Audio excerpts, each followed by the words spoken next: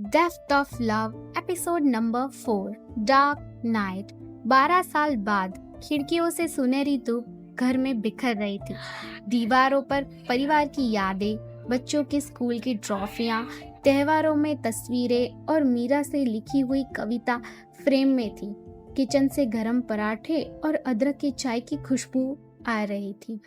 मीरा रोज की तरह किचन में काम कर रही थी, चेहरे पे एक हल्की सी मुस्कान और आंखों में वही चमक। मीरा साफ और प्यारी आवाज में बच्चों से कहती है, आरव, ईशान, वीर, आरवी, उठ जाओ सब, गरम नाश्ता ठंडा हो जाएगा। तभी सीढ़ियों पर धम धम की आवाज आती है। 14 साल का ईशान सबसे पहले दौड़ता हुआ आया, बाल उलझे हुए, हाथ में मोबाइल और टिश्यू। उसके पीछे 12 साल की आरवी आती है। बड़ी हो चुकी है पर उतनी ही प्यारी दिखती है। ईशान शिकायत करते हुए मीरा से कहता है, मम्मा, आरवी ने मेरी डायरी में पायलिया गाने के डांस के स्टेप लिख दिए हैं। आरवी ईशान से कहती है, क्योंकि तूने मेरे कलर से क्रिकेट बॉल पे ऑटोग्राफ दिया था। राज चश्मा लगाकर अखबार पढ़ रहे हैं। अखबार एक तरफ रखते हुए मुस्कुराते हुए दोनों को देखते हैं और फिर कहते हैं, लगता है आज का ब्रेकफास्ट स्पेशल है, साथ में भाई बहन की तू मैं भी है। तभी सीढ़ी पर से 19 साल का आरव, जो लंबा, शांत पर आंखों में जिम्मेदारी का समुंदर था, गले में हेडफोन, हाथ में किताब और बाल जो हवा में लहरा रहे थे। तभी 17 साल का वीर भी आता है। वीर अब थोड़ा फिट और फैशनेबल लग रहा था। बालों में जेल और टी शर्ट पर बीस्ट मोड लिखा था। आरव हल्की मुस्कान के साथ ईशान और आरवी से कहता है, रिलैक्स छोटे बच्चों, लड़ाई बाद में कर लेना, पहले नाश्ता करते हैं। मीरा सभी को प्लेट में परोठा परोसती है। वीर उत्साहित होकर कहता है, मम्मा, जिम करके आया हूँ, एक्स्ट्रा परोठे मिलेंगे ना? मीरा प्यारी मुस्कान के साथ वीर से कहती है, अगर किचन में हाथ बटाओगे तो 2 एक्स्ट्रा मिल सकते हैं। सब हंसते हैं। उसी हंसी में एक पूर्णता है, एक सुकून है। तभी राज का फोन बजता है और स्क्रीन पे वीरेन का नाम दिखाई दे रहा था। राज फोन उठाते हुए मुस्कुराकर कहते हैं, हाँ वीरेन, ओह, तुम्हारी बेटी का बर्थडे है और उसकी पार्टी भी है। अच्छा, जरूर आएंगे भाई, पूरा फैमिली पैक लेके आऊंगा। राज बच्चों से कहता है, बच्चों, आज शाम वीरेन चाचू की बेटी की बर्थडे पार्टी है, सब तैयार रहना, वीआईपी बन के जाएंगे। हंसी मजाक के साथ सभी मिलकर नाश्ता करते हैं। नाश्ते के बाद मीरा टिफिन पैक करते हुए बच्चों से कहती है, आज शाम जल्दी तैयार रहना, पार्टी है, याद है ना? ईशान बैग उठाते हुए मीरा से पूछता है, मम्मा, मेरे लंच बॉक्स? मीरा झट से देते हुए ईशान से कहती है, ये लो, आलू परोठा है, तुम्हारी पसंद की इमली की चटनी भी है। वीर बैग कंधे पे डालते हुए मिरर में खुद को देखते हुए कहता है, मम्मा, आज कॉलेज में डांस प्रैक्टिस है, आप प्रार्थना करना कि मेरी टीम अच्छा करे। मीरा प्यार से मुस्कुराते हुए कहती है, मेरी प्रार्थना तो तुम्हारे साथ हमेशा है बेटा। आरवी स्कूल ड्रेस में हाथ में पानी की बोतल लिए मीरा से कहती है, मम्मा, मेरी 2 चोटी ठीक है ना? आज मेरी क्लास में स्पीच कंपटीशन है। मीरा मुस्कुराते हुए आरवी से कहती है, तू बोलेगी तो क्लास ही नहीं, पूरी स्कूल ताली बजाएगी मेरी बच्ची। आरव ऊपर से लैपटॉप बैग लेकर आते हुए कहता है, उससे कोचिंग जाना था और शाम को कॉलेज का प्रोजेक्ट की मीटिंग भी थी। राज टेबल से उठते हुए फाइल उठाकर परिवार से कहता है, चलिए भाई, अभी पापा भी ऑफिस चलते हैं। मीरा सभी को गेट तक छोड़ने आती है। मीरा सबको देखते हुए आशीर्वाद देते हुए कहती है, भगवान करे तुम सबका दिन अच्छा जाए और गाड़ी धीरे से चलाना। ईशान भागते हुए जोर से आवाज लगाते हुए आरवी से कहता है, बाय मम्मा, आरवी चल जल्दी। वीर फ्लाइंग किस देते हुए मीरा से कहता है, bye mamma, love you. Aarvi Ishaan के पीछे जाते हुए कहती है, मम्मा, लव यू, शाम को मेरी ड्रेस निकाल देना, नीली वाली। मीरा हंसते हुए आरवी से कहती है, निकाल दूंगी और टाई भी प्रेस कर दूंगी, चलो जाओ। आरव मीरा के पास आकर धीरे से मीरा से कहता है, माँ ध्यान सबका रखना, पर दोपहर को थोड़ा आराम तू भी कर लेना। मीरा हल्के से उसके सिर पे हाथ फेरते हुए कहती है, तू ही तो है मेरा सहारा मेरे बच्चे। दोनों को लेकर आरव पहले स्कूल और उसके बाद अपने कोचिंग की तरफ निकल जाता है। मीरा गेट पर खड़ी उन्हें जाते हुए देख रही है। उसकी आंखों में चमक है, लेकिन दिल में एक अजीब सा डर जो हर माँ के मन में होता है जब उसके बच्चे दुनिया की भीड़ में जाते हैं। बच्चे स्कूल कॉलेज जाने के बाद गेट भी धीरे से बंद हो जाता है। सड़क पर उनकी आवाज़ें दूर जा चुकी है। घर में हल्का सन्नाटा छा गया है। मीरा अब धीरे धीरे गेट से लौट जाती है। उसकी आंखों में बच्चों की ओर देखने की आदत छोड़ने के लिए तैयार ही नहीं थी। राज अभी भी दरवाजे पर खड़ा है, उनकी हाथ में फाइल है।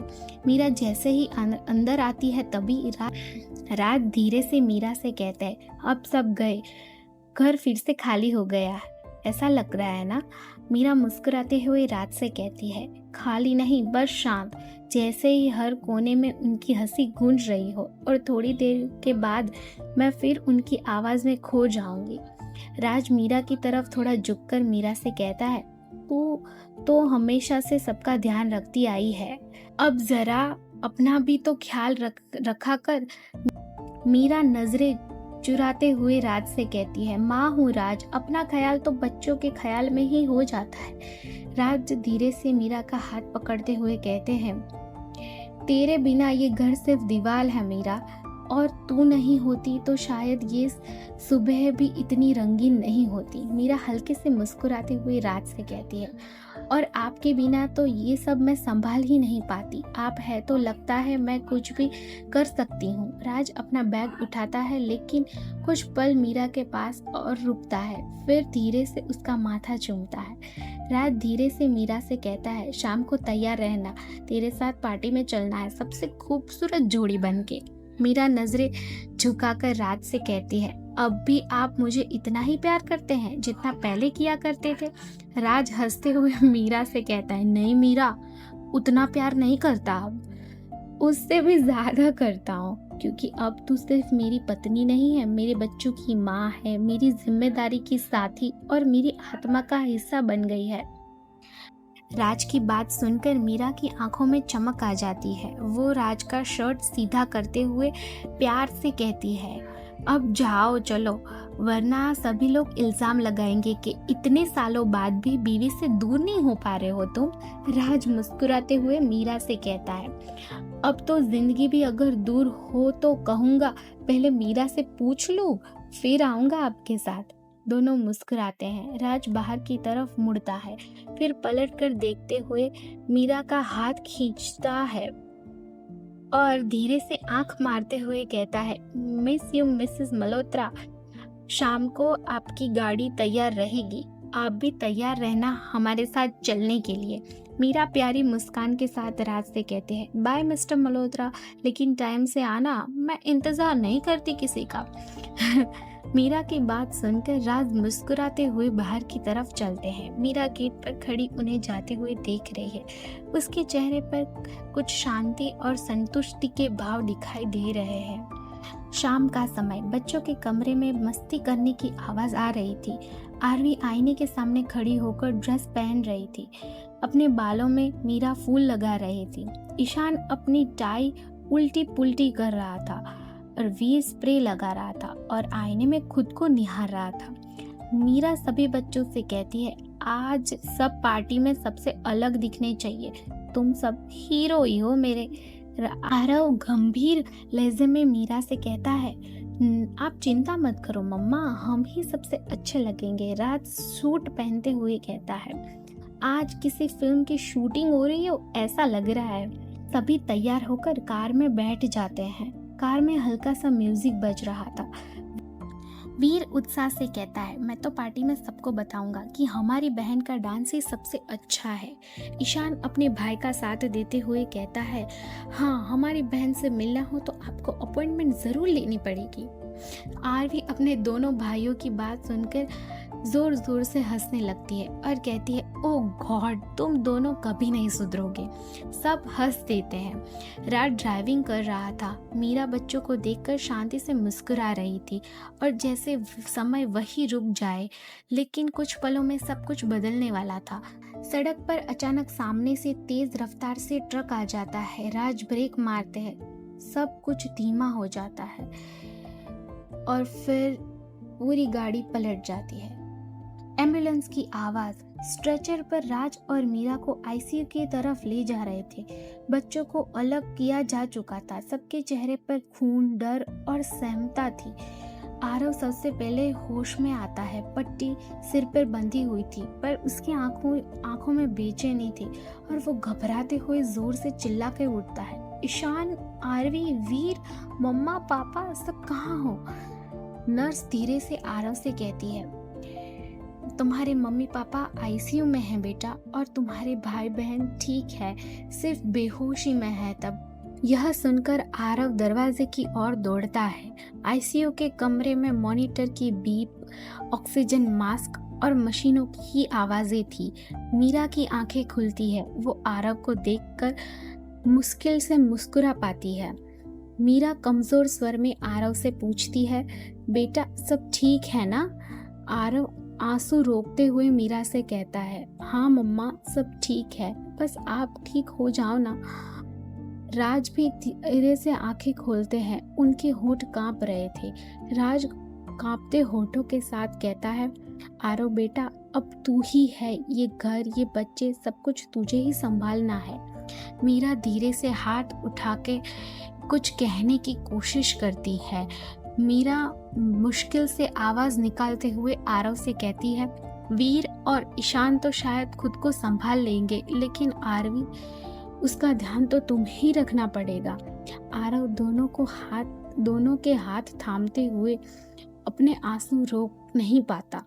आरव टूटी हुई आवाज में कहता है, प्लीज मम्मा पापा, मुझे छोड़ के मत जाइए, अभी मैं भी तो बच्चा ही हूँ ना। राज धीरे से आरव से कहता है, नहीं बेटा, अब तू बड़ा है, क्योंकि जिम्मेदारी उम्र नहीं हालात से आती है। धीरे धीरे दोनों की सांसें रुक जाती है। पीप की एक लंबी लाइन में बदल जाती है। डॉक्टर कंधा झुकाकर बाहर आते हैं। थोड़ी देर में चारों बच्चे कॉरिडोर में जमीन पर बैठे हैं। इमारत की सफेद दीवारें, तेज लाइट और सन्नाटा, मानो जिंदगी थम गई हो।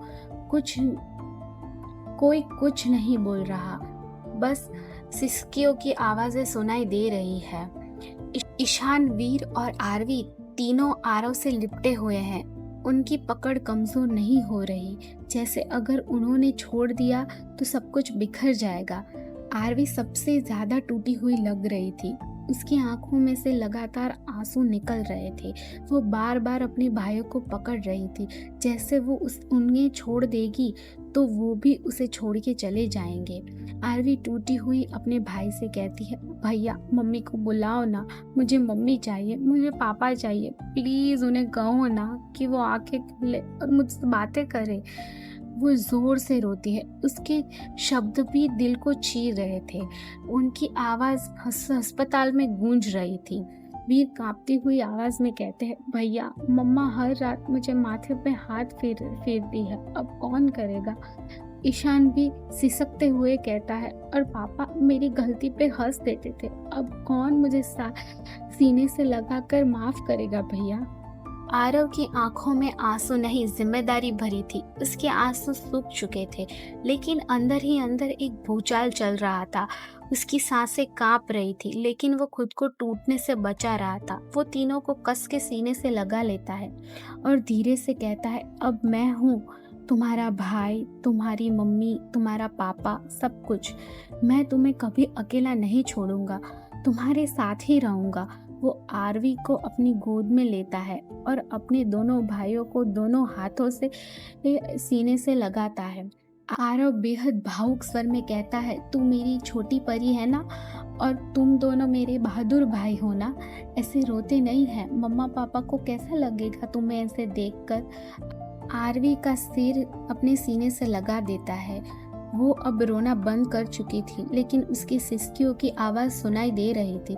तभी पीछे से वीरेन आता है। उसकी आंखें लाल थी और आंखों में आंसू भरे थे। धीरे से आकर आरव के कंधे पे हाथ रखता है। आवाज़ लड़खड़ा रही थी, लेकिन हिम्मत जुटाते हुए वो कहता है, अब तू ही है बेटा, अब ये घर तेरे कंधे पर है, लेकिन मैं हमेशा तेरे साथ हूँ। लेकिन इन तीनों का अब माँ तू ही है। आरव उनकी तरफ देखता है। दोनों की आंखों में से आंसू की एक बूंद नीचे गिर जाती है। अब सब कुछ बदल गया था। वीरेन बच्चों के पास बैठ जाता है। उसके आंखों में से आंसू भी सूख चुके थे। वीरेन आरवी के सिर पे हाथ फेरते हुए रूंधी हुई आवाज में कहता है, बेटा तुम्हारे मम्मी पापा को तो मैं वापस नहीं ला सकता, लेकिन मैं भी हमेशा तुम्हारा साथ दूंगा। उनकी आवाज भी टूटी हुई थी। आरव उठता है, फिर एक एक करके ईशान, वीर और आरवी के सिर पर हाथ रखता है। एक भाई नहीं, अब एक संरक्षण बनने की तैयारी कर रहा हो। आरव धीरे से स्वर में कहता है, हम चारों एक दूसरे का सहारा बनेंगे, हम टूटेंगे नहीं, क्योंकि मम्मा पापा ने हमें हमेशा हिम्मत से रहना सिखाया है। और मैं वादा करता हूँ तुम्हें सबको कोई भी कमी नहीं महसूस होने दूंगा, और तुम्हें कभी छोड़ के नहीं जाऊंगा। सभी एक दूसरे से लिपट जाते हैं। कभी कभी एक हादसा इंसान को वक्त से पहले ही बड़ा बना देता है, और उस पल में एक बेटा, एक भाई, एक पिता और एक माँ सब जन्म लेते हैं एक ही इंसान के भीतर। आरव अब सिर्फ सबसे बड़ा भाई नहीं था, वो मल्होत्रा परिवार की आत्मा बन चुका था। एपिसोड 4 आपको कैसा लगा वो कमेंट में ज़रूर बताइए, और ऐसे ही कहानी सुनते रहिए डेप्थ ऑफ लव ऐसा स्टूडियो के साथ।